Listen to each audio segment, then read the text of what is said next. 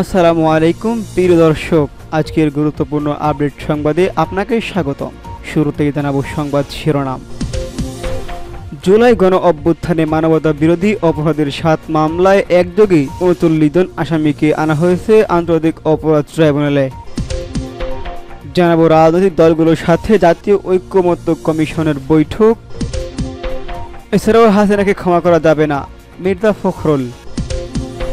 এদিকে আজ চট্টগ্রামে এনসিপির মহাসমাবেশ, সতর্ক অবস্থানে পুলিশ, আইন শৃঙ্খলা রক্ষাকারী বাহিনী।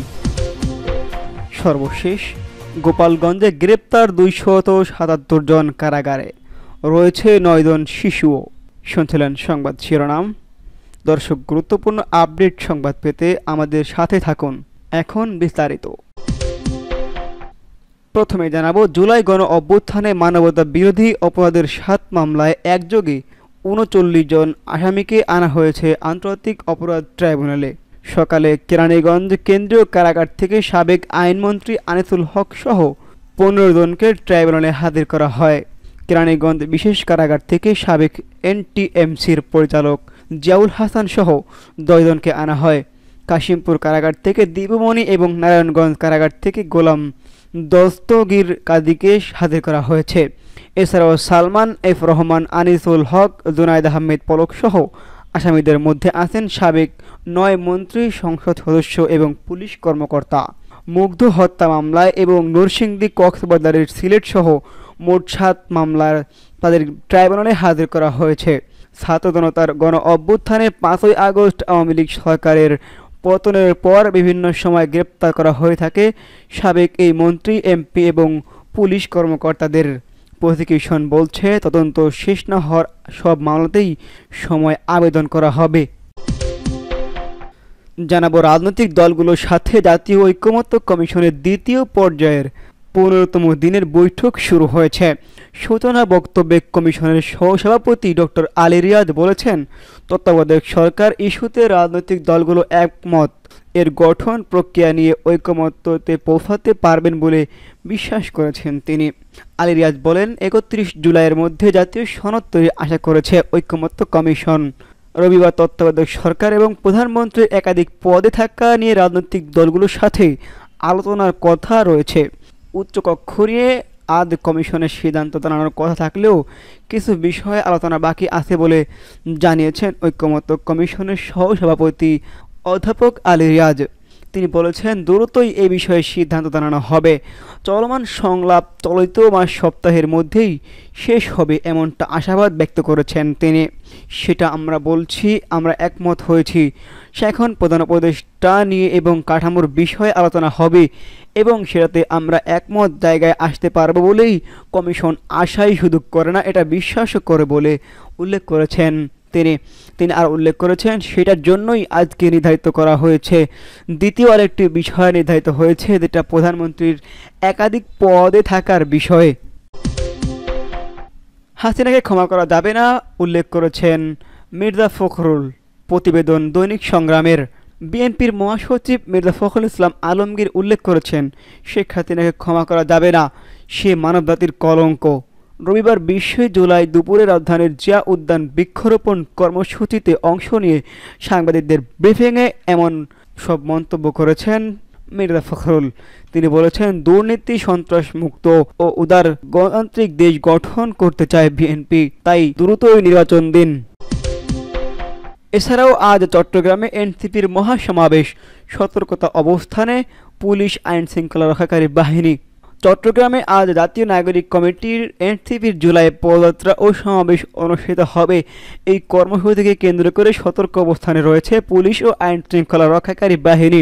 রবিবার 20 জুলাই বিকেলে বিপ্লব উদ্যানে এই সমাবেশ অনুষ্ঠিত হবে।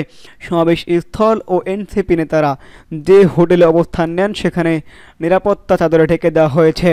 চট্টগ্রামের পুলিশ কর্মকর্তারা জানান, গোপালগঞ্জে এনসিপির সমাবেশকে কেন্দ্র করে আইন শৃঙ্খলা রক্ষাকারী বাহিনীর সঙ্গে আওয়ামী লীগ নেতাকর্মীদের সংঘর্ষ এবং কক্সবাজারের চকরিয়ায় বিএনপি ও ছাত্র দলের নেতাকর্মীরা এনসিপির মঞ্চ ভেঙে দেওয়ার বাড়তি নিরাপত্তা দেওয়া হচ্ছে। পুলিশের একাধিক সূত্র জানায়, শনিবার বিকেলে ডগ স্কোয়াড দিয়ে পুরো মোটেল সৈকত তল্লাশি চালায় এবং সিএমপির নগর পুলিশের একটি দল যেই তিনটি ফ্লোরে নেতারা ছিলেন সেখানে নিরাপত্তা বাহিনীর সদস্য ছাড়া আর কাউকে অবস্থান করতে দেওয়া হয়নি।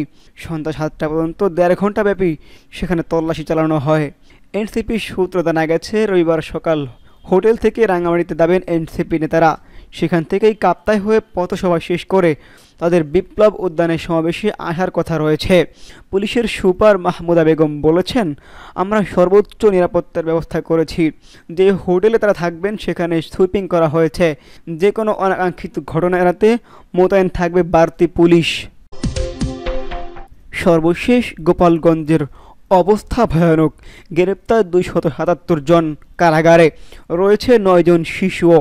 গোপালগঞ্জের এই অমানবিকতা থেকেও রক্ষা পায়নি শিশুরাও।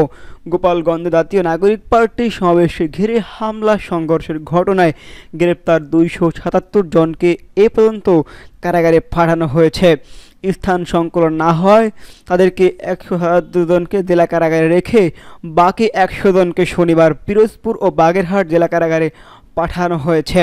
গ্রেপ্তারদের মধ্যে অন্তত 9 জন শিশু হওয়ায় তাদের রবিবার যশোরের পুলেরহাট শিশু উন্নয়ন কেন্দ্রে পাঠানোর কথা রয়েছে। এনসিপির পদযাত্রায় বাধা দিতে সড়ক অবরোধ করে 2টি মোটরসাইকেল পোড়ানোর অভিযোগে আওয়ামী লীগ ও এর সহযোগী সংগঠনের 54 নেতাকর্মীদের নাম উল্লেখসহ অজ্ঞাত পরিচয় আরও 300 থেকে 350 জনকে আসামি করে আরেকটি মামলা দায়ের করা হয়েছে।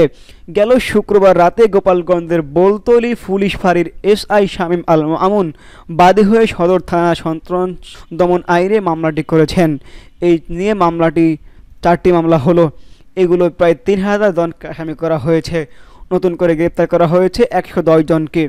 এদিকে গ্রেপ্তার আটকদের স্বজন শনিবার ভিড় জমানোর কারাগার ও সদর থানার সামনে কারা ফটকে তাদের অনেকেই বন্দি স্বজনের জন্য টাকা ও কাপড় জমা দিচ্ছিলেন। কেউ আবার খোঁজ নিতে জানতে পারেন তাদের স্বজনকে পাশের 2 জেলের কারাগারে পাঠানো হয়েছে। থানার সামনে দেখা যায় নতুন করে আটকদের খোঁজ হয়েছেন স্বজনরা। কারা ফটক ও থানার সামনে যাওয়া 20টি পরিবারের সঙ্গে কথা বলেছে সমকাল। তাদের দাবি, হামলা সংঘর্ষের ঘটনায় স্থলে ছিলেন নাটকরা। তারা রাজনৈতিক কর্মকাণ্ডের সঙ্গেও যুক্ত নন। কিন্তু কে শোনে কার কথা? লিস্টে নাম হয়তো ধরে ধরে সবাইকে জেলে ভরে দিচ্ছেন গোপালগঞ্জ জেলা পুলিশ। গত 16 জুলাই গোপালগঞ্জ এনসিপির পদযাত্রায় পথসভা ভণ্ডুল করতে কার্যক্রম নিষিদ্ধ আওয়ামী লীগ ও নিষিদ্ধ ছাত্রলীগের নেতাকর্মীরা হামলা চালান। পরে তারা আইন শৃঙ্খলা রক্ষাকারী বাহিনীর সদস্যদের সঙ্গে সংঘর্ষে জড়িয়ে পড়েন। গুলিবিদ্ধ হয়ে সেদিনই 4 জন এবং চিকিৎসাধীন অবস্থায় বৃহস্পতিবার রাতেও আরও 1 জনের মৃত্যু হয়। পুলিশ সাংবাদিক সহ আহত হন শতাধিক। এনসিপি নেতাকর্মীদের উপর হামলা ও 5 জনের মৃত্যুর ঘটনায় কোনো মামলা হয়নি। গোপালগঞ্জ সদর থানায় ওসি মীর মোহাম্মদ সাইদুর রহমান জানান, 5 জনের মৃত্যুর ঘটনায় পুলিশ বাদী হয়ে অজ্ঞাত পরিচয় আসামিদের বিরুদ্ধে 5টি মামলা করার সিদ্ধান্ত নিয়েছে। শনিবার রাতেই মামলার প্রক্রিয়া শুরু হয়েছে।